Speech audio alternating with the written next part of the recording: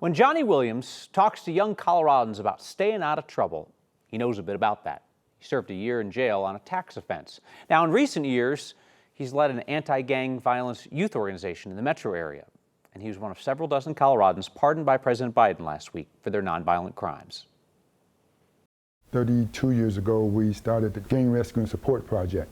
And the Gang Rescue and Support Project provides intervention for young people that are involved in gang lifestyle and giving them support to help them change their life. My name is Johnnie Williams. I am the Executive Director of Denver Youth Program. I came from Chicago, and in Chicago I saw a lot of death and mayhem before I was even the age of 13. Coming from a big city where a lot of things were happening and some of the impoverished neighborhoods that we were in, you try to figure it out. You figure out, sometimes when you're doing that, you make bad choices, or you just find yourself facing some things that you don't want to face. In 1999, there was a situation that occurred around income taxes and again, lack of knowledge, lack of being able to navigate those systems, put me in a place to where I ended up being charged with a charge that about 6 years after that, my life was changed for the better. So I applied for a pardon, and that's been over 10 years now.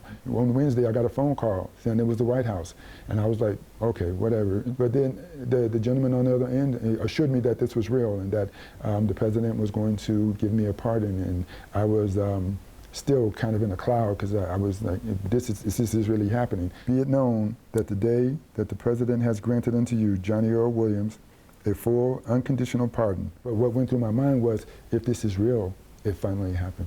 If this is real, God answered my prayers. If this is real, then the possibilities are endless as to what you can do with your life if you stay hopeful and stay positive. And that is something that I like to teach my young people. If you plant that seed and you nourish it, you don't know when it'll sprout, but one day it will. As long as you stay hopeful and positive and healthy, there's always a chance for things to change.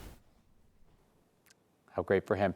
Hey, full disclosure, Williams' organization, Gang Rescue and Support Project, GRASP, was the recipient of one of our Word of Thanks microgiving campaigns back in 2021.